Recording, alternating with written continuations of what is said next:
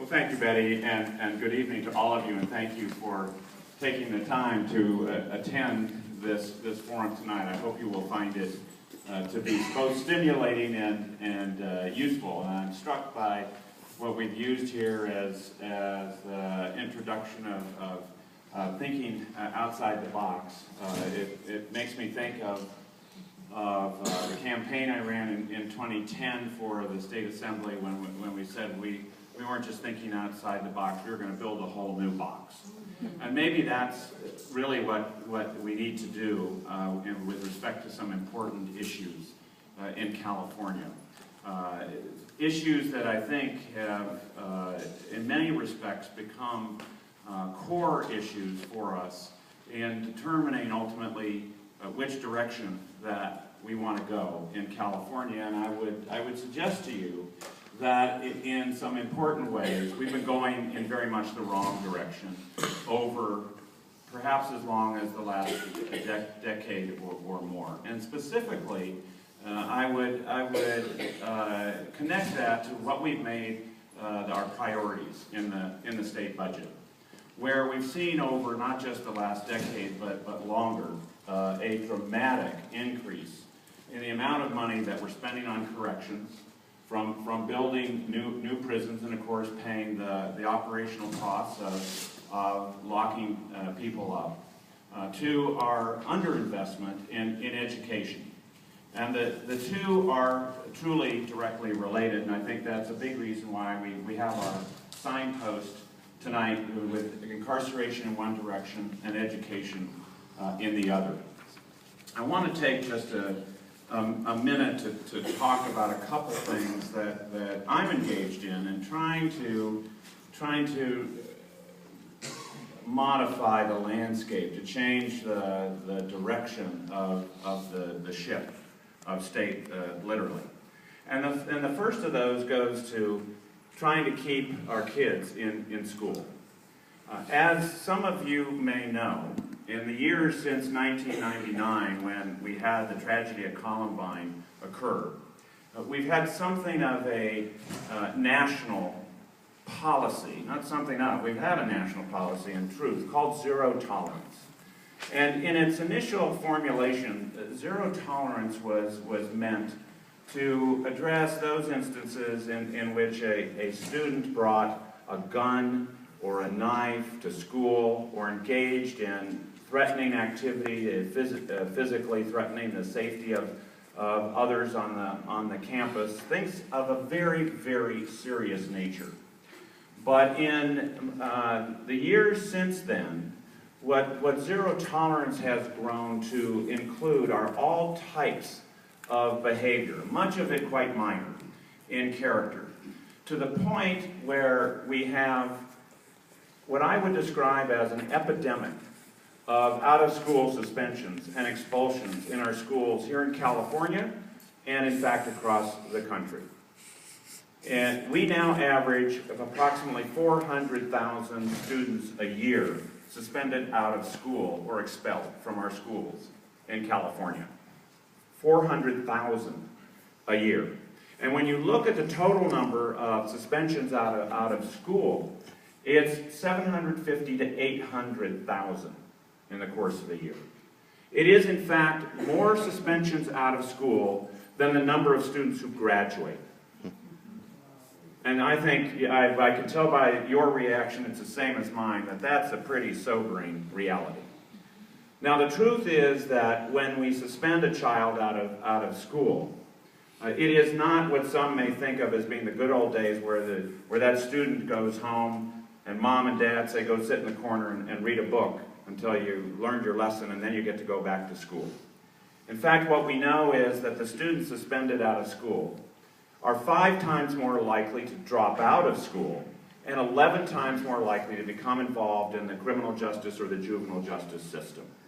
The fact is that it is the first step. The suspension out of school is the first step in the school-to-prison pipeline. And the school-to-prison pipeline has become something that ought to be of real concern to all of us.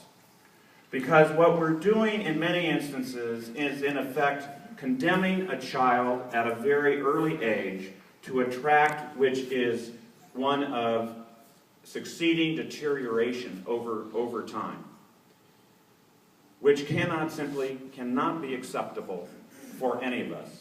Because not only do we lose a child in the process, but we decrease public safety and increase cost to all of us as taxpayers. I mean, even if you take it in its most simple form, it costs us $50,000 a year to incarcerate a person in state prison. And it costs us about $20,000 a year to send a student to the University of California. Where do we make a better investment?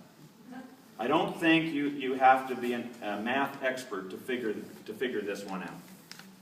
So the question is, then, how do we make sure that we're doing what we can to keep children in school, learning on the right track, and off the school-to-prison pipeline track?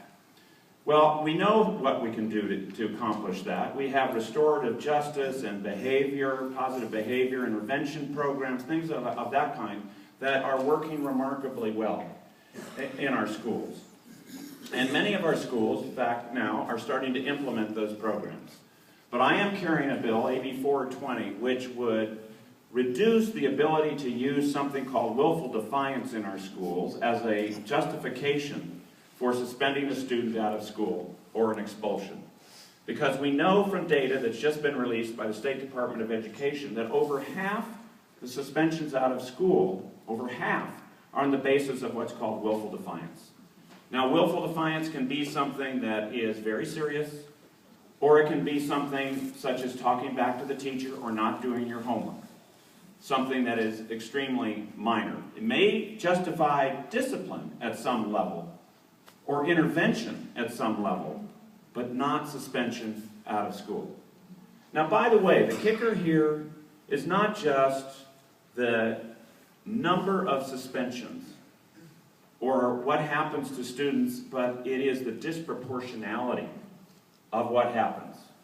Again, with the data that we just saw released last week by the State Department of Education, it confirmed what we have seen from data from the U.S. Department of Education about the entire country, that African American males are more than 3 times as likely to be suspended out of school or expelled as their Anglo counterparts. And while the ratio is not nearly so severe with respect to Latino males, it is still disproportionate. And the same disproportionality, although in lower numbers, in the aggregate, apply to females. So we know that discipline is not just something being administered in a way that is detrimental to our students as a whole, but we know it is also being administered in a way that is very uneven and is very destructive. So my legislation is intended to try to turn the tide here and say, rather than looking at what we should be doing to kick kids out of school, we ought to be doing what we can to keep kids in school and learning. Now that gets to a second issue of, once we are able to refocus ourselves on making sure that we're keeping children in school and learning, giving them that opportunity for a better future, what are we doing on the employment side? Well, we have lots of things. We have lots of things that we're doing to try to help our economy recover. But one thing that we haven't done a lot about, in the context especially of criminal justice realignment, which we undertook in 2011, is to make sure that people who have been offenders have a chance to get a job. Now we know another, thank you. We know another very simple fact. We know the greatest deterrent to recidivism is employment. If a person has a job, they are strikingly less likely to reoffend. And yet, what do? We put on job applications all the time. When you go to fill out your initial job application, do you have a criminal history? And we know for a fact that when people check that box, that application just gets put to the side and discarded. And that person, no matter what his or her other qualifications may be, never has a chance to be considered. Now, 1 in 4 Californians have a criminal history of some kind. 1 in 4. And so it is the case that as many as 25% of the population can simply be eliminated from consideration for employment by virtue of having to indicate that they have a criminal history. I took on a bill last year. We got stopped in the state Senate. I've reintroduced the same legislation in effect this year, AB 218, which would prohibit state or local agencies from asking on an initial job application about criminal history, unless it's a law enforcement job or a position that deals with children or other vulnerable populations. Now, it doesn't mean that an employer, a government employer, can, on a subsequent level of consideration, ask about criminal history. It doesn't mean that the agency can't do a criminal background check if that's what's appropriate in the circumstances. But it at least gives everybody a chance to get their foot in the door. And we have some jurisdictions in California that have changed their policy and implemented this approach in years past. One being Alameda County, which has found by taking this approach that they actually have filled a host of jobs with ex-offenders, because since those offenders were not eliminated in the original consideration, they found that those were the best people for the job. And they perform extremely well on the job. So I would just suggest to you these two pieces of legislation, along with other efforts to change our priorities in our budget, to invest more in prevention, to invest in training and creating opportunities for people, are where we ought to be going with what we're doing in the state of California. Because when we invest at the beginning, we know we get a much greater return later on down the line. And we know that people have a much better chance to reach their potential. So we live in a time now when in fact, despite what you may see in the press from time to time, the crime rate is actually declining and has been declining for some time. So now indeed is, if it ever was, it is the perfect time to be talking about changing the way we approach these issues, to start rebuilding and re-energizing our communities. I know that's what you care about. I know that's what brought you here this evening to be part of this forum and this conversation. But I also know that we can mobilize ourselves to be the force that brings about these kinds of changes. And I certainly look forward to being part of leading that effort to change the direction of the state of California, which I think is the key to restoring our wonderful home to the Golden State. Thanks very much.